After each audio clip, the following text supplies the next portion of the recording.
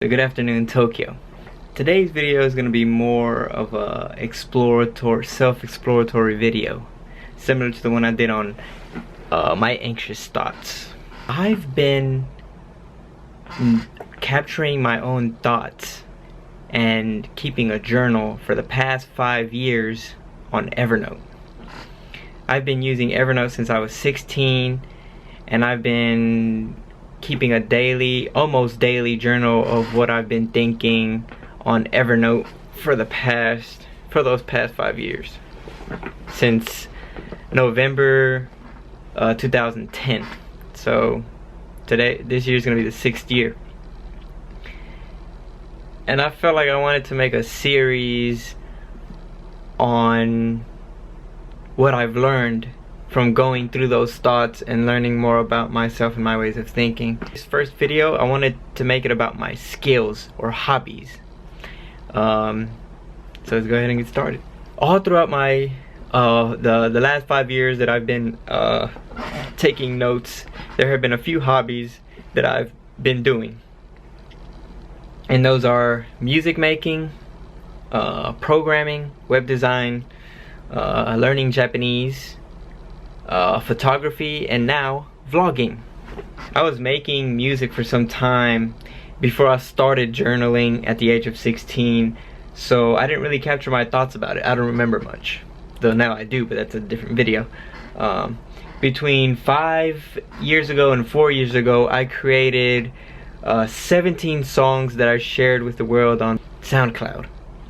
And I created way many more songs than that, but the 17 between 5 and 4 years ago were the ones that I shared publicly. And you know, at that point in my life, 5 years ago, when I was 16 years old, I thought that music was my thing because I was playing guitar. You know, I was going to take lessons. I was playing guitar a lot. But I had made the switch to electronic music because I thought it just like fitted me more. So I was like, oh, music is my thing. And then I said programming and web design. So programming, I've been trying to learn software development since 2009, when I got my first laptop at 15 years old. I got my first laptop at 15.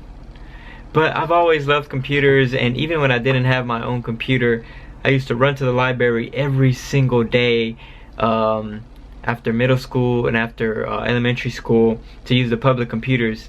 And I used to go to family members' houses on weekends to use their computers. And the library computers, they couldn't download anything. I was usually on guest mode at family members' computers, so I would just use internet browsers all the time. What I found was that browsers had limitless potential. I didn't have to download anything at all. I could just play games, read articles, watch videos, and do everything without having to download any kind of like application. At this point, I realized the internet's potential. And when I got my first computer, I wanted to create web applications.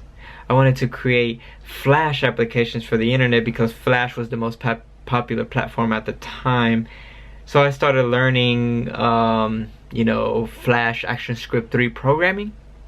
And it was a very slow process. I didn't know what I was doing at all. But later, as Flash was becoming more and more unpopular, I started learning HTML, CSS, and JavaScript on my own.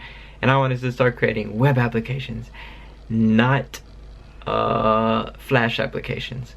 So I've had this love for the internet and for computers ever since I was a child.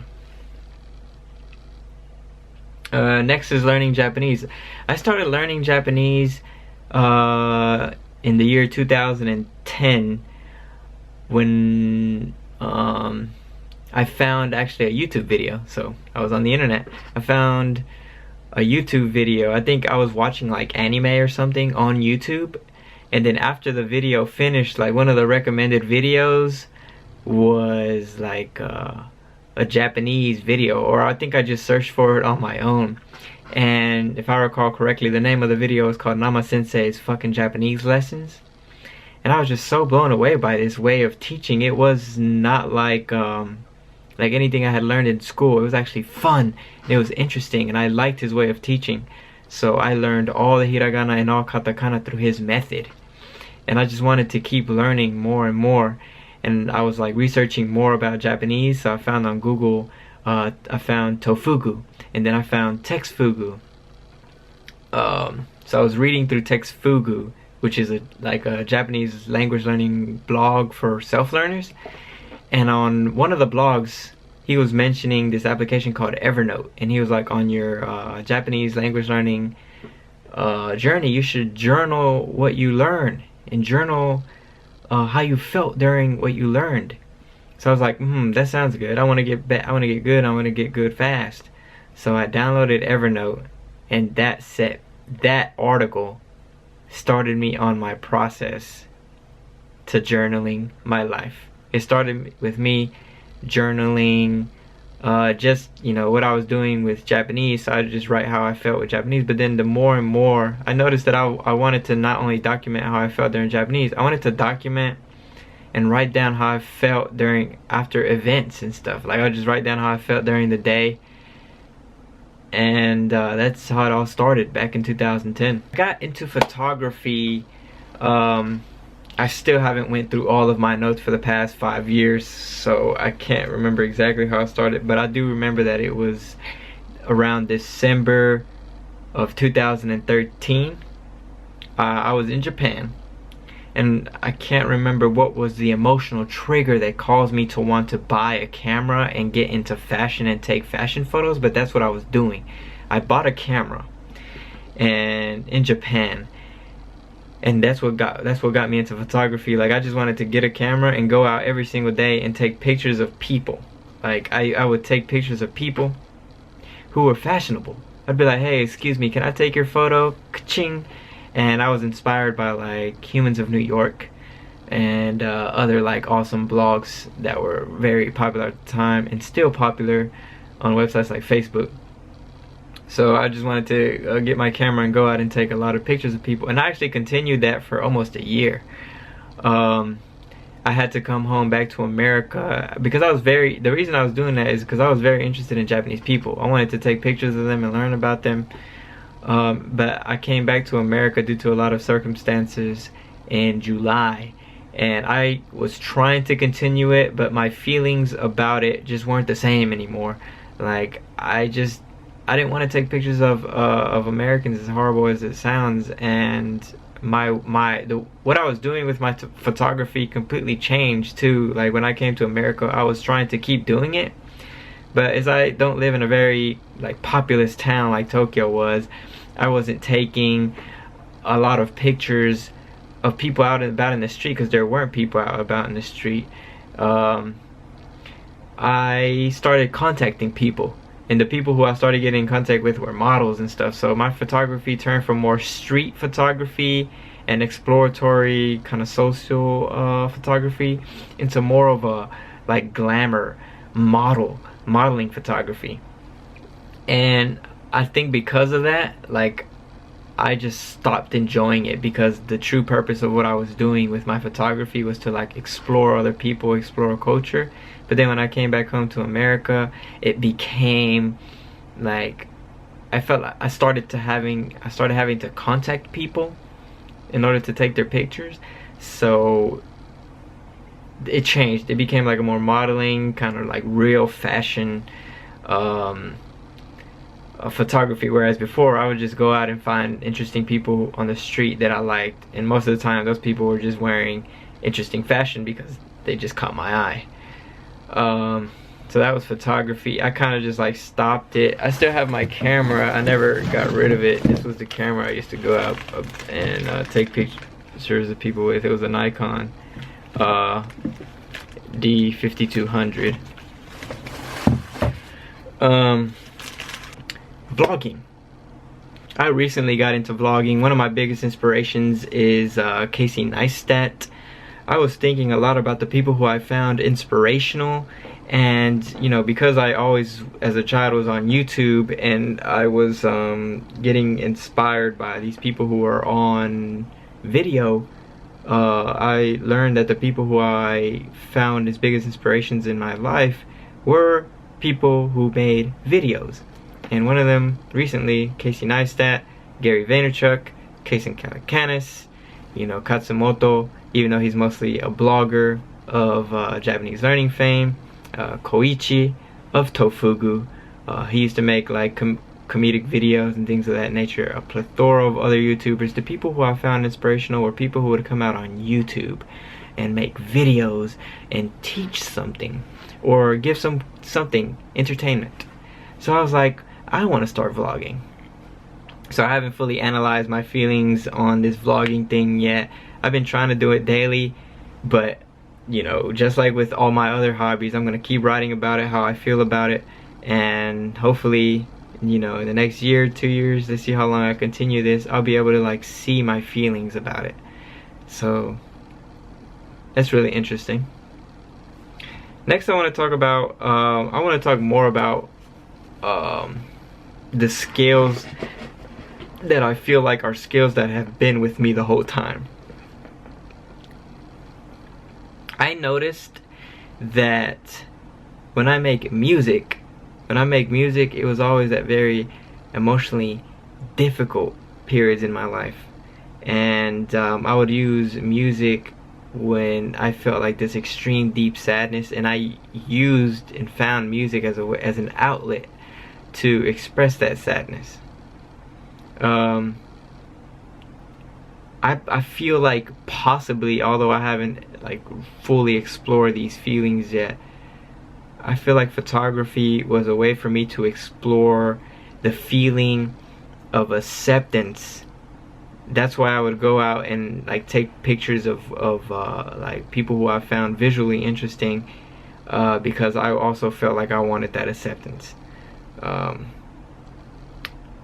not sure why I'm doing vlogging now. I'm not sure what emotion it's tied to yet. I still have to explore that. But the two things that have been with me since the beginning, through all levels of emotion, through all levels of turmoil, sadness, happiness, have been Japanese and web design and web development.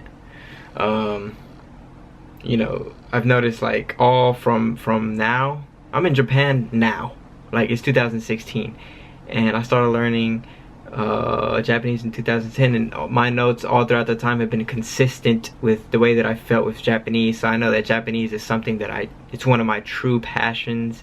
I really love Japanese. I really love Japan. I learned that. And next is programming and web design. Like literally the books that I have, literally like I traveled to Japan and the physical books that I have are relating only to like Japanese and programming. Like I bought this book here in Japan. I also bought this one, like Boku no Shigoto wa YouTube, like again YouTube Japanese. This is a programming book concerned with JavaScript, and then the rest of these are all Japanese books. Like that's how I know that Japanese is definitely like something that I love, and it's like my passion.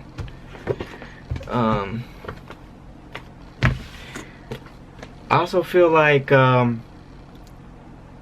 coming up with ideas for software was another one of my passions. Like I would constantly have ideas, I noticed throughout my notes, of software that I wanted to create. And I remember going in there and trying to create this software. At some points I would like write my thoughts on the process of creating the software. I would go in there and program, but I would always stop when things got really difficult.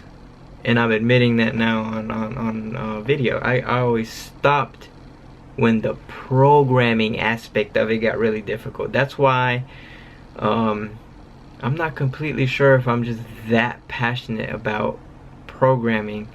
But recently what I've been thinking is that programming is something that requires a lot of patience.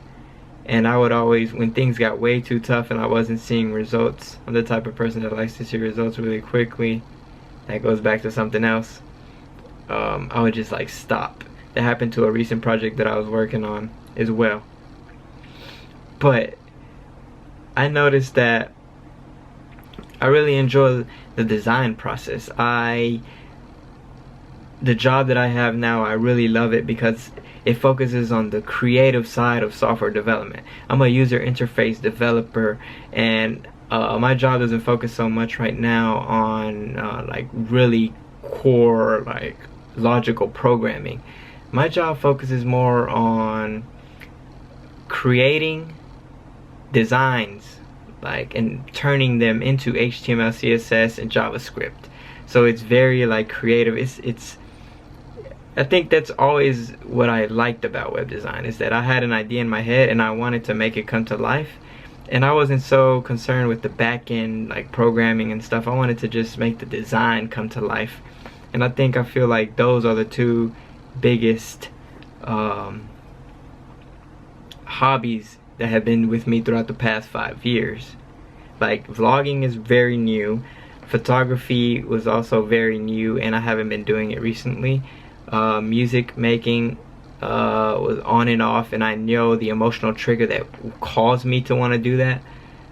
But user interface design, thinking of software and the design of it, and at some points the programming of it, is very important. And also Japanese, and it is an extremely concept to me. So that was a very long video about what skills I'm passionate about, and that is part 1 on what I've been analyzing about myself through the last 5 years of my notes. Thank you for tuning in.